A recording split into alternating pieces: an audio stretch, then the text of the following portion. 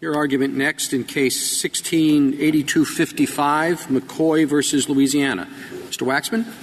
Mr. Chief Justice, and may it please the Court, when a defendant maintains his innocence and insists on testing the prosecution on its burden of proof, the Constitution prohibits a trial court from permitting the defendant's own lawyer over the defendant's objection to tell the jury that he is guilty. The Sixth Amendment guarantees a personal defense that belongs to the accused, and whether to admit or contest guilt is the paradigmatic example of that personal defense, not only because it singularly affects the life and liberty of the accused, but also because making that decision requires weighing subjective aspirations and value judgments that are unique to every individual. Suppose the charge is murder, and the lawyer says, based on what I've looked, I think your best case is self-defense, and the other guys, the defendant says, no, I didn't shoot the person. And the lawyer says, well, I think the evidence is going to show that you did, self-defense. If the lawyer goes ahead and presents that defense, does that fall under your theory? Mr. Chief Justice, I think your question raises a question both of what defense counsel may constitutionally do and also what defense counsel may not constitutionally do. I'll also note first that your hypothetical, in dramatic contrast to this case, involves, at a minimum, the shared objective of obtaining an acquittal on the charged crimes. But in addition, our position is that the one thing that counsel in that case and in no case may do is this isn't about what counsel can argue. It's not about what evidence can be introduced. It's that counsel may not stand up and affirmatively vouch, admit that his client is guilty. Now, your example — That was a big wind-up. But my particular question is, obviously, when you say simply that my client shot the guy, that doesn't mean he's guilty. If he did it in self-defense, he's not guilty. And then the defense is it was self-defense. That's right. So recognizing that that is not this case, our position is, and I think the framers utterly would agree, that if a defendant stands up and says, look, I did not shoot that guy, as Mr. McCoy said, I did not kill my own family members, and I do not want my lawyer standing up and telling the jury that I did. Okay, so that then your is position for the is defendant. your position is not limited to the situation where the lawyer admits the client's guilt. It goes beyond that. That's a hypothetical, and our position is that the framers, that the meaning of the Sixth Amendment, the meaning of the right to defend, that the framers enshrine, that it is recognized in all common law jurisdictions, is that if the defendant contests and decides to put the prosecution to its proof beyond a reasonable doubt as to an element of the offense, particularly at the actus reus, the Constitution precludes the defense, his own lawyer, from telling the jury any element of the offense. Offenses have a lot of. Is venue an element of an offense sometimes? Or well, the most extreme hypothetical I can think of is, was there a mailing in interstate commerce? All right. Well, that's a good one. Does that? I mean, the Hobbs Act or something? Did you cross state lines? So that's an element of the offense. So if a lawyer says, "Look, it's obvious that you did cross state lines. You've got 48 witnesses. I'm not going to argue that you didn't cross state lines," and the person says that's an element of the offense, you have to say, "I didn't," or withdraw. No. You don't. The client doesn't get to decide what you will affirmatively say. The client can say, even if it's just an element of the Okay, so the lawyer gets up, look, they've got to prove these things. Crossing state lines, that's clearly proved, but we want to talk about these other things. So that violates this fundamental right? Just so that you and I are very clear about this, we don't think that this case presents the question, because this is a case in which in which there was not an agreement on whether to pursue acquittal. This wasn't a disagreement about strategy, about how to be acquitted of murder. And that's a huge difference, and our position in this case only depends on that. But the logic... You know how hypotheticals work. This is a different case. And I just want to make sure that I understand that your position is that the lawyer cannot vouch for any element of the defense. Not just that, it was self-defense, not that you didn't shoot him, all that, but any element of an offense if the lawyer tells the jury that that's satisfied, contrary to the client's wishes, that violates Our position is that the defense that the framers enshrined in the Sixth Amendment and that is recognized in the entire rest of the common law world is that whether it's admitting guilt or not, if the defendant says, I did not do X, I did not kill my family members, defense counsel may not affirmatively tell the jury that he did and ask that he be required to spend the rest of his life in prison. I did not cross the Pennsylvania state line in the course of... That's right. The defense lawyer doesn't have to say to the jury, he doesn't have to say one word about crossing state lines. What he can't say is, I am telling you that Mr. McCoy killed these three family members. Your answer is that this is fairly simple. The defense attorney cannot concede any element of the offense. If there is a contemporaneous objection, the trial court may not permit the defense lawyer to admit any element of the offense. Right. There is the problem. I mean, that's the problem in my mind. Ferretta itself poses a problem because a large percentage of the people that insist on representing themselves, particularly in death cases, are going to walk right into the death chamber. A lot of the people there are just not really capable of managing their own defense. So now we have a lawyer, and suddenly we come in with a constitutional rule that's going to tell the lawyer how to argue his case. How do I know what you say is true? The people who know this are the trial bar, if anybody. But how do you know whether there are cases where, in fact, to make a sensible defense for this person who might have one, the lawyer has to say to the jury, because of what other witnesses have said and so forth, that letter did cross state lines. And if we agree with you in this, which is a very different case, the argument against agreeing with you in this is it will be like a balloon expanding into we don't know where what, because they're filled with elements, the federal code. And before you know it, lawyers will have a hard time defending this person. And you're walking right into jail when you start telling your lawyer how to run his case. Now, that's the concern that I think is there in the Chief's question. And I would like to know your response to what I consider a very practical concern. My response, as Your Honor's question noted, is that there is no need for this court to decide the elements question or any other hypothetical in which there is a shared objective of acquittal in order to decide this case. Well, my position with That's surprising, because if we announce that we're not deciding it, there are like 200,000 criminal cases in the lower courts, and there will be a kind of chaos. I mean, I fear that as to what. There are lots of people, there are many, many defendants who go through dozens of lawyers while they're objecting to this one or that one or the other one. Justice, you see what I'm worried about? I think we should decide it. Okay. I invite you to decide it. It will be dicta, but I invite you to state what the logic is. And our position is simply this. We are talking about the defense that was enshrined in the Sixth Amendment.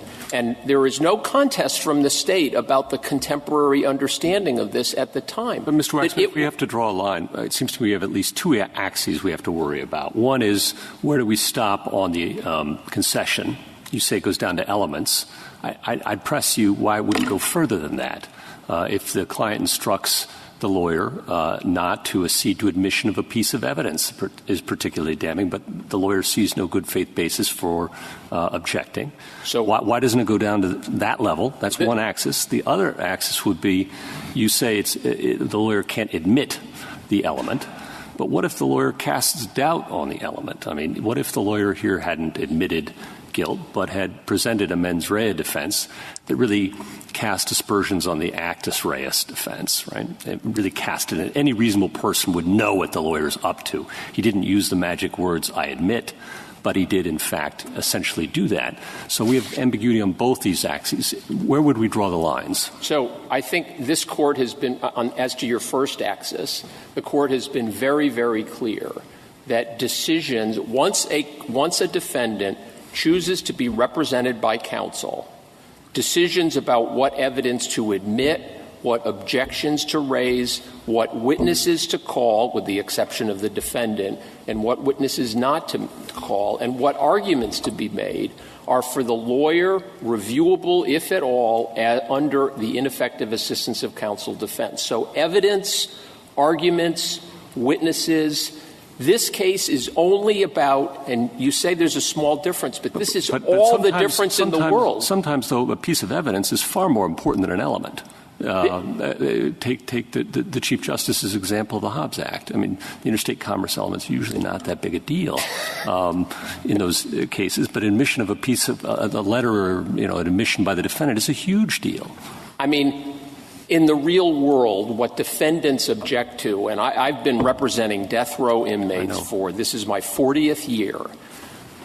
Defendants are not drawing a line and saying you can't admit that something moved in interstate commerce or crossed state lines. What they are concerned about and what they have an autonomy, dignitary right to have protected is, I didn't do this. I didn't commit the actus reus. If we concede the general proposition that you're right, the client has a right to say, I didn't do it.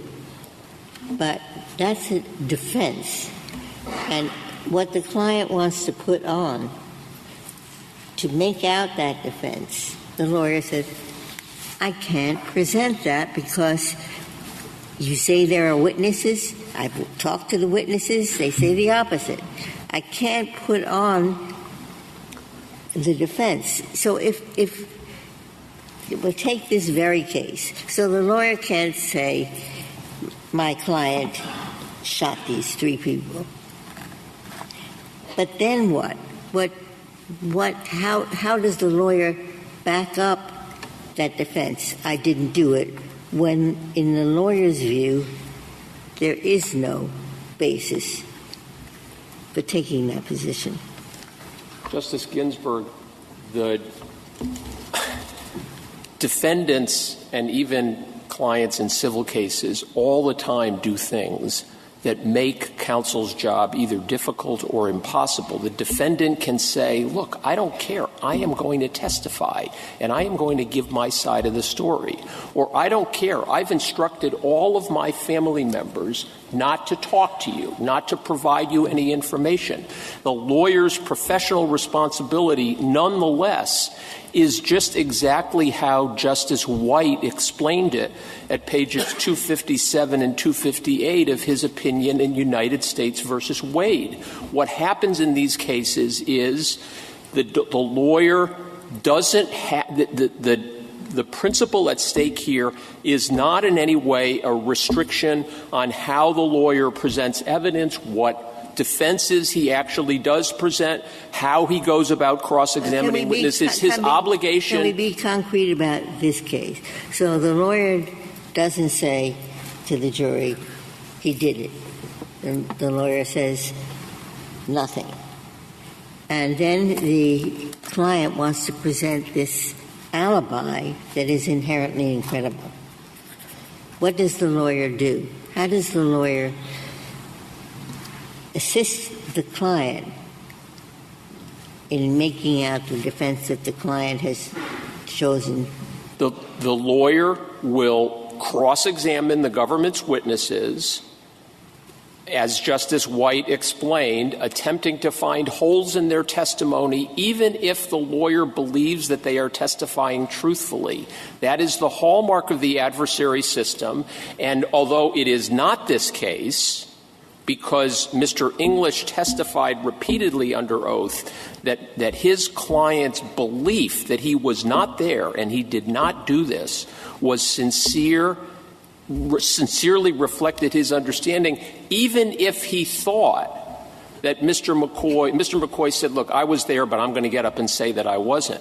The ethics rules are very clear about what lawyers can and can't do. None of that is at issue in this case. Mr. Waxman, this sounds like my ethics class in law school, and this very hypothetical of what do you do with a lying client.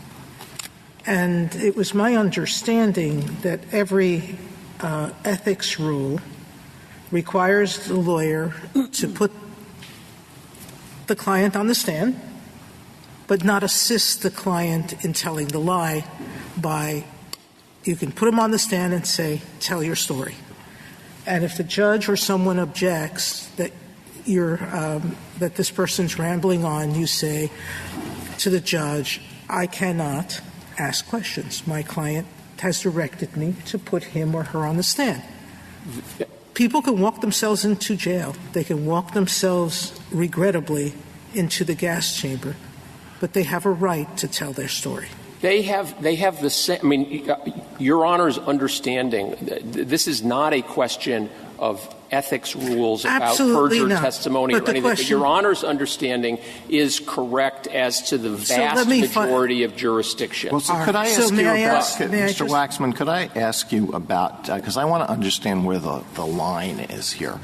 So let's imagine a case where the evidence of the actus reus is overwhelming. There's not a chance in the world that the defense is going to be able to convince a jury that the defendant did not commit the actus reus. But there's a plausible defense, maybe a pretty good defense on mens rea. So, but the client insists, I didn't do it, I did not commit the actus reus. Now, two ways of approaching this on the part of the defense attorney, and I want you to explain whether one is required or whether both are permissible or only one is permissible. One is for the attorney to concede in the opening, yes, he committed the actus reus, but there's a good mens rea defense, and develop that. I take it you would say that's not permissible. Correct. But could the attorney open by saying, now, they have to prove he committed certain acts, but also that he had a certain mental state. And our defense here is going to be that he didn't have the requisite mental state, and everything that's done during the trial is directed toward that. There's no attempt to put the government to its proof to try to poke holes in the witnesses who are going to be called to establish the actus reus. Is the latter permitted? So long as he doesn't say the magic words, he actually committed the physical acts charged, it's okay? Right. The core, it may or may not be okay. Let me be very clear about this. The core Sixth Amendment right that is at issue here is where a defendant says, this is a personal defense, I can make my own value judgments about whether I do or do not want to take a minuscule chance of not being convicted and spending a life in prison.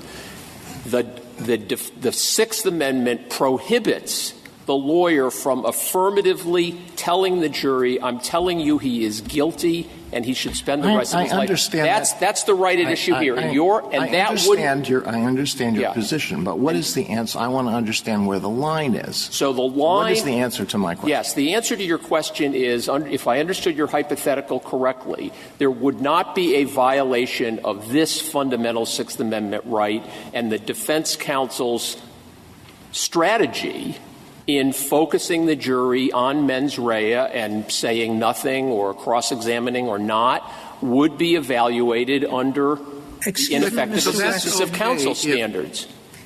Mr. Waxman, that's true even if Justice Sotomayor will have the next question, and I'll have this. That's true even if the accused says, I want you to say that I didn't do it. The lawyer does not have to do that, right? That's your position? Our position is that the lawyer yes or no, please.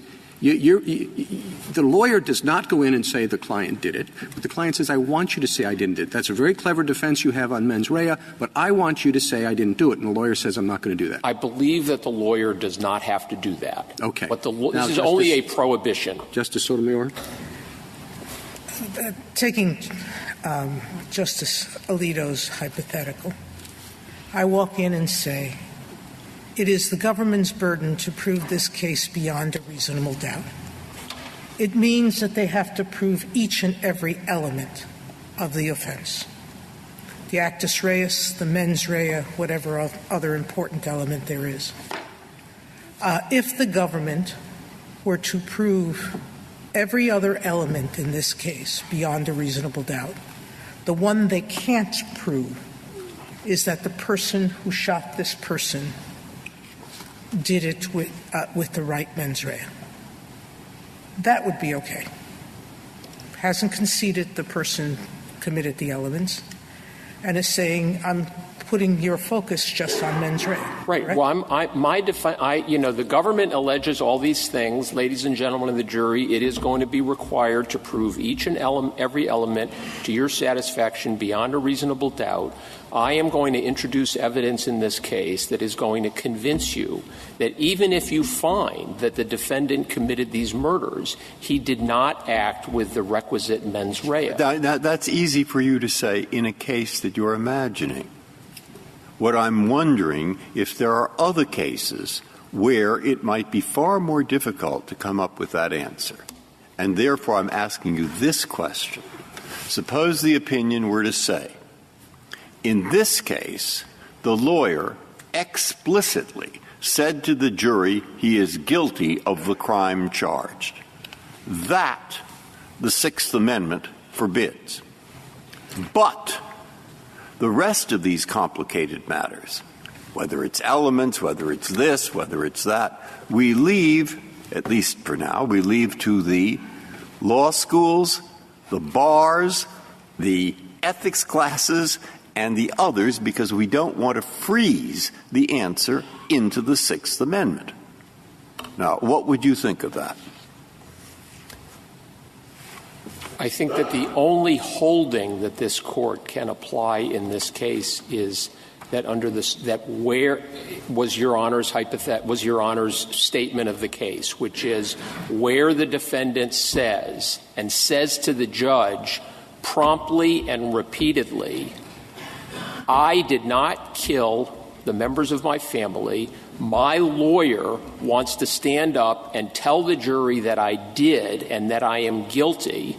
And if the judge says, you're the lawyer, you decide, that is a violation of the Sixth Amendment. Mr. Waxman, can I take you back to the Chief Justice's question? Because here we do have a case where the defendant is saying you can't admit the actus reus, which is killing. I didn't kill my family. You can't say I killed my family. But there are different levels of generality, right? One is you can't say that I didn't kill my family.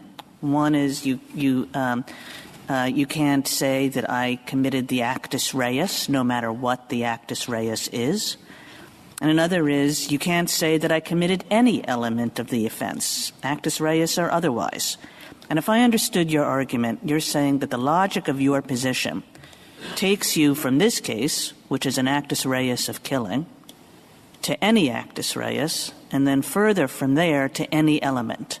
And I guess I wonder, why is it that the logic of your position insists that we go up that chain? I don't think the logic of my position insists that you go all the way up the chain, but I'll explain to you why I think the better view would stop at affirmatively admitting, nothing about what how the trial is conducted, but affirmatively admitting any element. And it simply goes back to my reading and my understanding, maybe I'm wrong, of the rule that existed, the law that existed at the time the Sixth Amendment was considered and adopted, and what the framers must have understood. And we go over this at some length in our brief. There's no controversy about this. I think that at the time, in the 18th century, in England in common law jurisdictions, and at the time of the framing of the Sixth Amendment, people would have been astonished, as the amicus brief of the Bar of England in Wales expresses, that the notion that the defendant could say, this is my defense and my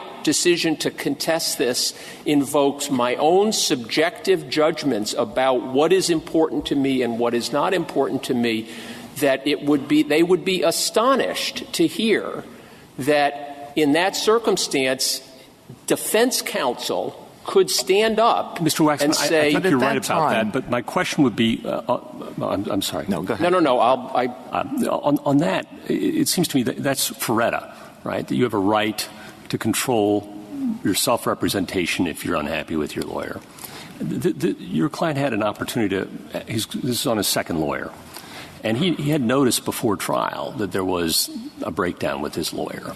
And the trial court ruled he came too late to replace him with a third lawyer yet, or to go to self-representation. Why isn't this just an untimely Ferretta problem? Accepting everything you've said about the original understanding, at some point one can waive these rights, too. These are personal rights that could be waived. There's no question about it, but the right to the assistance of counsel and the right to your defense are not mutually exclusive rights. Justice Alito, and then, if I may, I'd like to save some time for rebuttal. Well, when the Sixth Amendment was adopted, there was not a right to appointed counsel. So I imagine somebody in Mr. English's position would simply say, I'm not going to be part of this farce that you want to put on. I'm just withdrawing. And Mr. McCoy would either have to come up with another attorney very quickly or go ahead without an attorney. So I don't know how much you can read into the original understanding, because the situation here is dominated by the fact that now there is the right to have an appointed attorney. Justice Alito, Daniel Webster himself could not constitutionally have done what Mr. English did in this case, and I don't think there would be any doubt in the framer's mind about that. If I may I reserve the balance? Certainly. Thank you. Ms. Murrill? Thank you, Mr. Chief Justice, and may it please the Court. The State proposes a rule that in a narrow class of death penalty cases, counsel sometimes might be required to override his client on a trial strategy when the strategy that the client wants counsel to pursue is a futile charade and requires him to defeat both their objectives of defeating the death penalty.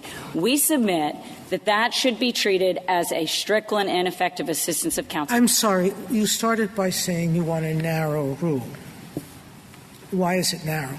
It seems to me that it's a rule that you're saying is absolute. Why does it have to be just in death penalty cases? Your Honor, why would we limit your rule? Because I think we've conceded, and we would agree that in most cases that the rules of professional conduct would dictate that a lawyer follow the directives of his client. Is it the rules of professional conduct, or is it the Sixth Amendment? The Sixth Amendment requires you to be represented by counsel, effective counsel, but counsel. Do you concede that generally, or all the time, let's not say this is a death case, let's just say this was a robbery case, all right? Robbery case. Defendant says, I wasn't the robber. Can the lawyer come in and do what Mr. English did? Yes, he was the robber, but no, he didn't intend to use force. I think that the rules of professional conduct inform the Sixth Amendment, and that they would probably give some level of greater force to the client's wishes in certain situations. But again, I think that goes back to Strickland. If you evaluate it as a Strickland claim, then we're looking at it under the first prong of Strickland as a question of So you don't think it's a Sixth Amendment violation? I do not. I think it's an ineffective assistance claim, and you have not proven that. So you're not taking the position when you're saying generally that a client has any right to say, I didn't do this in court. I didn't shoot, I didn't rob, I didn't make that call that witness says I made, that the witness, that a client, once he takes a lawyer, doesn't have a right to say I didn't do it. I think we wouldn't characterize it as an independent autonomy right. We believe that it is a shared relationship inside the attorney-client relationship when he has counsel. One of my former colleagues said one must analogize these things to agency, that the lawyer is the agent of the defendant, and once they disagree, the agency ends. Yes, Your Honor. So if the agency has ended because the client has said, don't do this, how can it not be a violation of the Sixth Amendment to do it? Because agency principles only take us so far. And because even the ABA standards on criminal defense standards don't suggest that they do. That agency principles, especially in a death penalty case, can only take you so far, and that if we look at this purely as a question of agency, then we are viewing the lawyer's relationship simply as the alter ego of the client. I see your point. Normally, these are questions of the bar rules, rules of ethics for lawyers and so forth, and normally they do what the client says. That's the normal situation. Right here, it was pretty clear that on the most major matter in respect to the trial, he did the opposite and said his client was guilty. So why didn't this work out just the way you said? Why didn't the defendant say it violates the ethics rules? It was therefore ineffective. Therefore, give me a new trial. Your Honor, I think this was a very, very difficult client, and that is part of the equation. The ethics rules say it's all different when you have a difficult client. Maybe many are difficult. The ethics rules don't tell us what to do. But you just said the ethics rules say follow the wishes of your client. I mean, that's what's worrying me, obviously, in fact, about the case is the extent to which it's fed into the Sixth Amendment, because there's so many different situations. But if anything is fed into the Sixth Amendment, I would think the example of the lawyer going in against his wishes and saying he is guilty of the crime charged, which is basically what happened, that might or must. Well, Your Honor, I mean, I think the State has been very clear that we think that the defense that Mr. McCoy wanted was inextricably intertwined with the alibi that Mr. McCoy wanted, that it was not purely a question. But they're not saying about what you have to put on or not put on. They're just saying the Sixth Amendment says you can't go to the jury and say, as this lawyer did, my client is guilty of the crime charged. Now, that's the extreme case that's put to us. Now, why doesn't that violate the Sixth Amendment? Because at the end of the day, it leaves him with a less of a defense. The defense is not as strong. It is a weaker defense. He has not waived his right to counsel. He hasn't waived the remedy of ineffective assistance of counsel. And so he is tying his counsel's hands. Well, for sure, we've given lawyers a lot of leeway to make quite a number of decisions when they're representing a defendant, troubled and untroubled. And the idea is that lawyers know better sometimes than their clients, and that we should want to lodge a great many strategic decisions in their hands rather than in the client's. But you're not talking about here, or we're not talking about here, about how to pursue a set of objectives. Is it better to pursue it this way, or is it better to pursue it that way? We're talking about a client saying, you have to follow, I have an overriding objective in this case, and that's to avoid the opprobrium that comes with admitting that I killed family members. And that's my overriding objective. And you're saying that the lawyer can say it doesn't matter that that's your overriding objective. And I guess what I want to know is why. Well, because first, Your Honor, I don't think that that's entirely how Mr. McCoy characterized his objective. I would describe it more as though he said, I know a better way to cross this divide, and we're going to cross it by letting me drive this car over the cliff because the car will fly. But he didn't say that. He said, and I think this much is clear from the record, he said, in no uncertain terms, I do not want to concede that I killed these 3 people. Yes, Justice. He wasn't talking about strategy at that. He just said, I do not want to concede that I killed these people. I think we've heard that from Mr. Waxman, a lawyer can't make that concession, but the lawyer doesn't have to do anything else. He can just stand there and let the client get on the stand and tell whatever story the client wants to tell. No, I don't think that I think that the problem that presents is that the lawyer is now less effective than he could be, especially in a case like this, when, I will give Mr. English the benefit of the doubt that he did not believe that his client was going to lie, and yet he believed the alibi was entirely falsified. So he giving him the benefit of the doubt, he believed his client was delusional.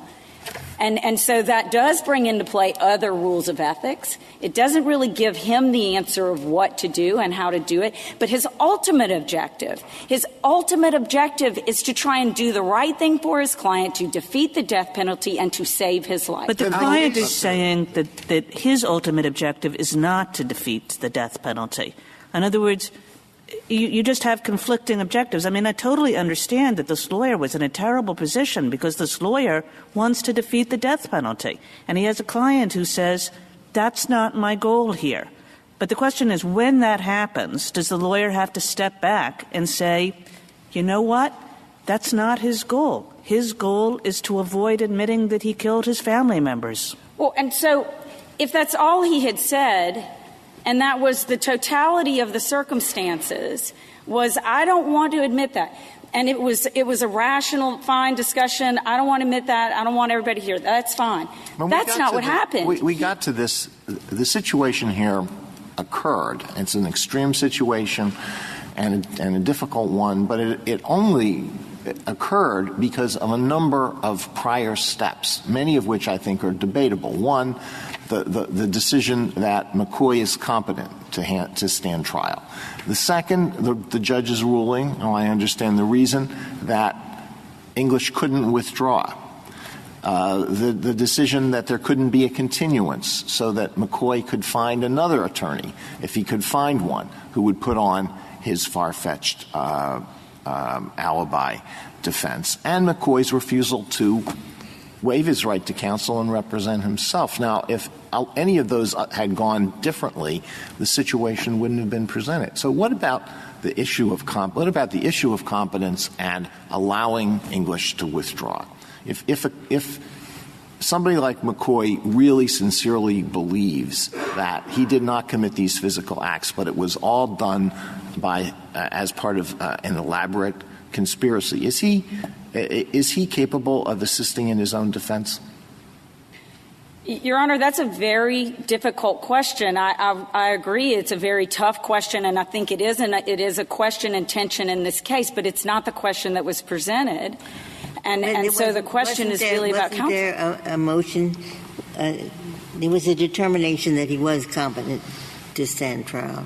There was a determination that he was competent. There was a subsequent review of that determination on the motion for new trial by the trial judge, and there was a third review of that decision by the Louisiana Supreme Court. If I could just move on to the other part of it. So if English says to the judge, look, Your Honor, I can't be part of, and I don't want to be part of this farce.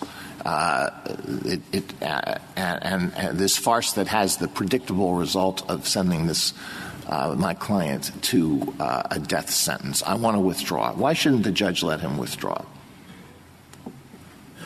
Perhaps he should at a certain point in time, but I think that's a limited right in and of itself, and that the judge has to make that decision based on and that's an abuse of discretion standard, and that was raised in this case too. So, I mean, maybe that would have been an answer. I think it has to happen at the right time and under the right circumstances.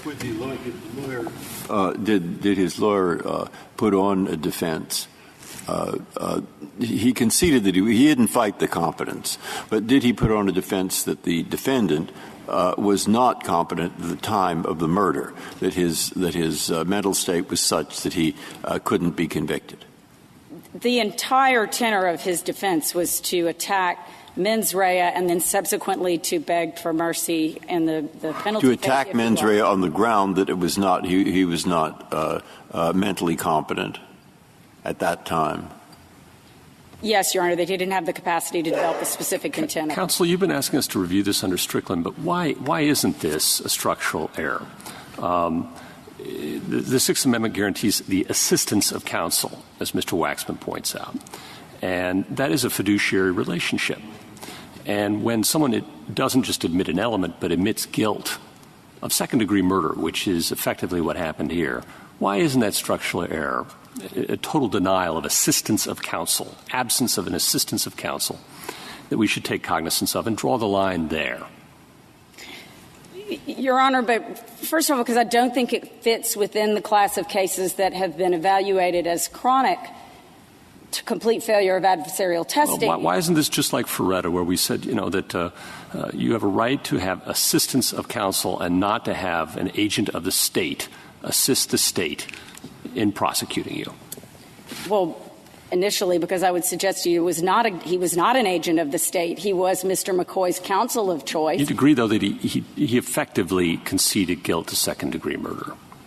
As a strategy and a means of defeating the death penalty and testing the state's case on specific intent. I'm sorry. I thought it's been not disputed that he thought, quite wrongly, that there was no mens rea for second-degree murder, but that it's been conceded that there was a mens rea both for first and second degree, and he was only arguing for second degree. Your Honor, in the facts of this case, he was arguing for second degree.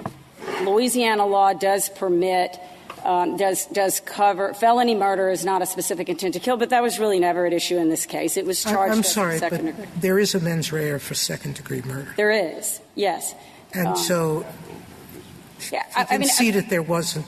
I think that was a strategy decision that falls under the first prong of Strickland. And if that was, in fact, the wrong decision, then it was still would fail potentially the first prong of Strickland, and then we would go to the second. But I think that does go back to Strickland, and all of the questions about how he did, what he did, and the choices that he made ultimately, I think, fall under the first prong. And I now understand why we are where we are. That in this case, he did not, the lawyer, concede that his client was guilty of the crime charged. Rather, he said he conceded that he had shot the people or killed the people, but he's not guilty because of his state of mind. So it's a question of the defense.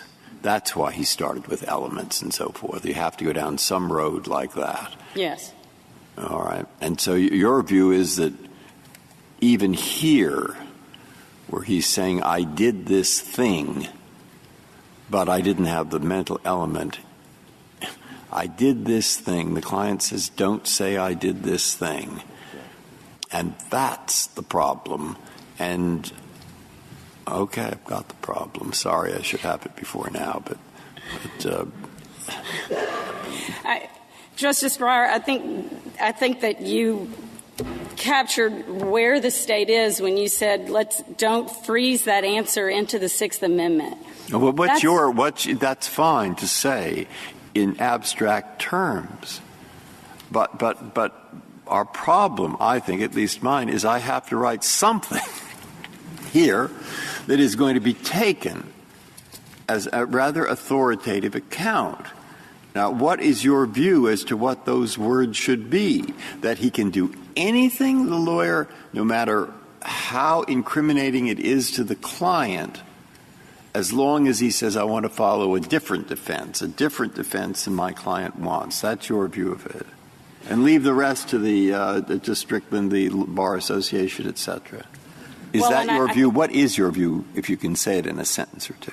That in a very narrow class of death penalty cases, counsel may be required to override the decision of his client if the client's strategy is futile.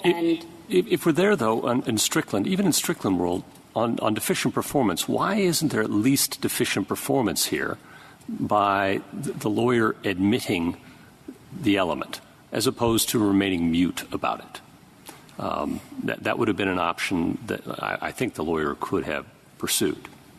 So we'd still have prejudice prong. I understand your arguments there, but why not on deficient performance? I would have thought under the ethical rules, which I know are not controlling here, that you would have had an argument for an ethical violation in conceding your client's guilt.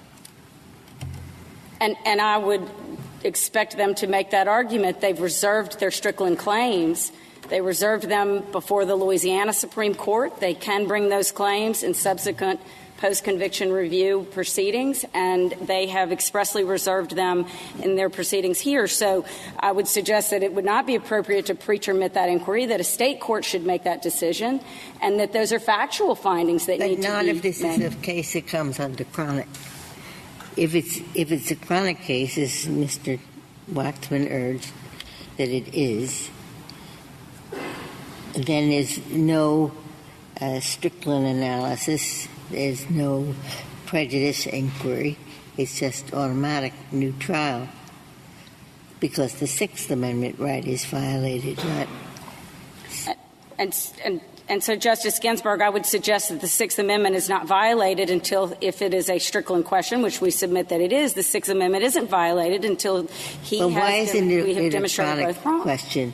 This is a lawyer who has said, I concede my client did it.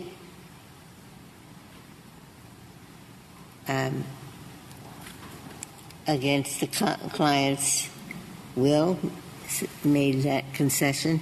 Why isn't that a chronic error? Because I think it's not a complete failure of adversarial testing, and that it fundamentally tested the state's case. It did not relieve the state of its burden of proof. The state put on overwhelming evidence of this man's guilt. Can I put in my notes in this case, can I take away from your argument that the state of Louisiana says that if a defendant wants to plead not guilty, the defense attorney can plead guilty if the defense attorney thinks that's the best way to avoid the death penalty? No, Your Honor. Because okay, you do not agree with that proposition. I do not agree with that proposition. How is that proposition any different from what really happened in this case? Because the state was still put to its burden of proof. Because I think that in Florida v. Nixon, this court did evaluate the nature of the defense itself and that it is not the equivalent of a guilty plea. So he didn't change the guilty plea. He tested the state's case, and I thought he said, I'm relieving the prosecutor of that burden. He made that statement. He did make that statement in his closing arguments, but he couldn't actually do it. He had no power to relieve the state of its burden. Maybe this is the same question Justice Kennedy was getting at, but what if there was a discussion before and the client told the lawyer, so I understand you think you're doing your job keeping me from the death sentence, but I don't want – it's worse for me to spend the rest of my life in jail. That's my perspective. So I don't want you to pursue your objective of saving the death penalty. Instead, I've got this and so if that's not the case, I don't want to make it an easier case on second degree. Our only chance is to defeat first-degree murder, and here's how I'm going to do it. So you cannot stand up and say that he's guilty, because that's just getting me life in prison, and that's worse. And does the lawyer then still have the right to pursue his strategy? Still has the right to say, yes, I'm going to tell you he's guilty, but he doesn't have the mens rea? I think in that situation, you probably are going to fail the deficiency prong of Strickland and probably the prejudice prong. And you are, in your hypothetical, talking about a rational conversation with someone who's cooperative. I mean, that's not correct on this case. Mr. McCoy simply said, I won't talk to you anymore. I want my alibi. I want to subpoena David Vitter, Senator David Vitter, and put on all this crazy stuff. And I can prove that I was in Houston. So the further footnote is it's only happens if your client's not rational? That's where you have the freedom to ignore your client? No, Your Honor. I think that our rule, by placing it under Strickland, falls within the principles that have been applied by state courts over and over again, that you look at the totality of the circumstances, that the rules of ethics and norms of practice do inform counsel's judgment, and that in most cases you would validate the decision of the client. But Ms. Murrill, I think all these questions go to the same point, which is Strickland seems a very awkward fit here, because there's nothing wrong with what this lawyer did if the goal is avoiding the death penalty. This lawyer probably did the best thing, the thing that a good lawyer would do if the goal were avoiding the death penalty. The problem that this case presents is something different. It's the lawyer's substitution of his goal of avoiding the death penalty for the client's goal. As the Chief Justice said, I don't care about that. I don't want to avoid the death penalty. That's not my paramount goal. My paramount goal is to insist till my last breath that I didn't kill my family members. Well, Justice Kagan, I think the record reflects that what Mr. McCoy wanted was to defeat the death penalty by the means that he wanted it, which was his alibi. So, well, let's take Justice Kagan's hypothetical then on its own terms. What would be the outcome in that case?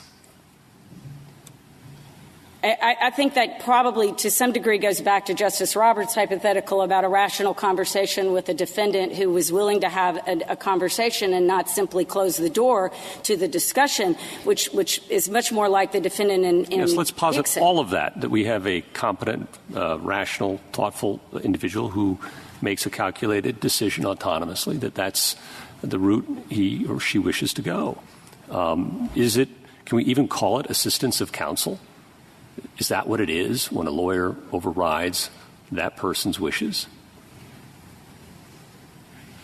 I do believe it still falls within assistance of counsel. I think that is answered by the deficiency prong and the norms of practice. And it's the totality of the circumstances. And he would probably win that. Mm-hmm. I'm thinking back, I think the Chief asked you, or maybe it was Justice Kennedy, he quoted the language where he said, I've relieved you of your burden. So he says, I've relieved you of your burden, he says to the jury, and he also says, and he's guilty. That was earlier. Now, in the context, was that, you're familiar with the record, all right, was that, in fact, an admission that he committed a crime, namely first-degree murder or second-degree murder or both?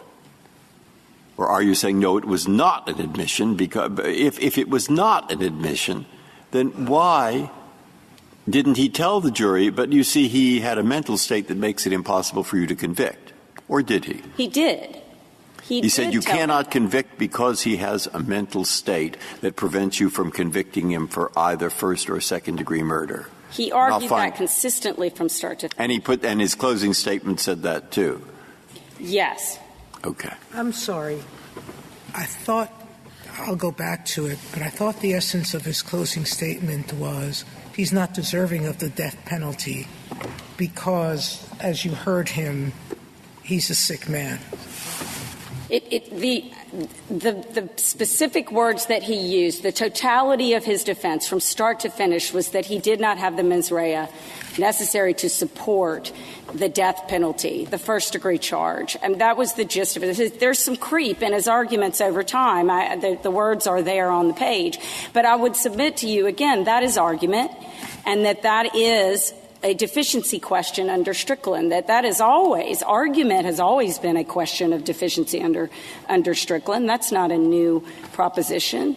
So I think that if he still, and I would submit, we should go back and look at what happened with the court, and that ultimately, to my very able friends to the left of me, this was not a court error. This was a counsel decision, and the court and the prosecutor bent over backwards to try and protect this record. There was very little more that they could do to protect the record once trial had started, once they were at the point where they were choosing a jury. So I think that it was a very, very complicated situation, and that when we get to that point, then it needs to be a Strickland question, because it is too hard. When you say Strickland question, the client says, I didn't do it, and I have a right to take that position. You agree that the client has a right to take that position?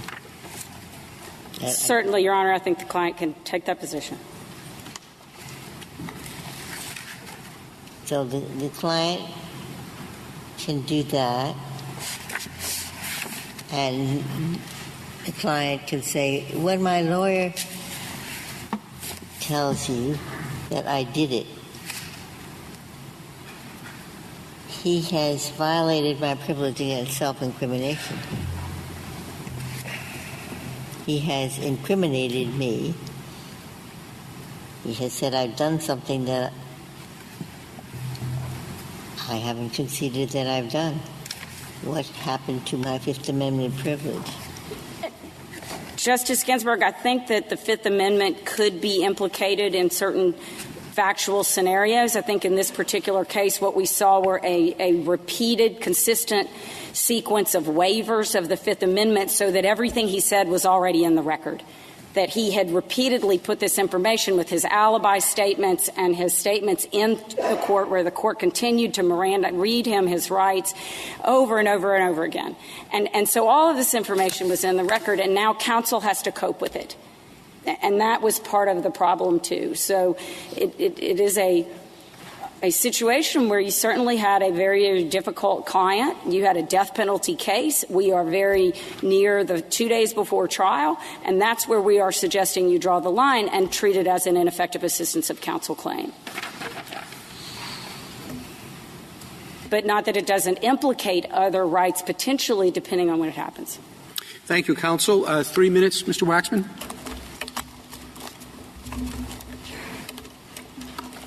I know I'll never do this. I'll try to make 5 points. First, Justice Gorsuch, this is structural error. The fact of the matter is that this was presented to the trial court, not once, but twice, on the record, that what the defendant was asking for is, I don't want my lawyer to admit that I am guilty. And the trial court's ruling in this case made that structural error and not properly viewed as ineffective assistance of counsel, just as in Gonzalez-Lopez and in Ferretta it was structural error. Second, the notion that what Mr. McCoy was asking for was not that his lawyer not stand up and admit that he was guilty, but that he insists on putting on an alibi defense is simply refuted by the record. At page 398 of the joint appendix, this is during an argument in 6 months before the trial.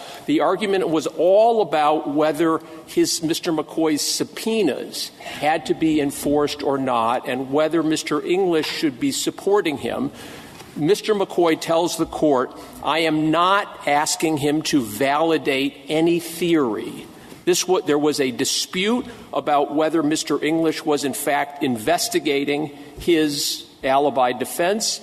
If there ever were a subsequent hearing about that, that would be tested.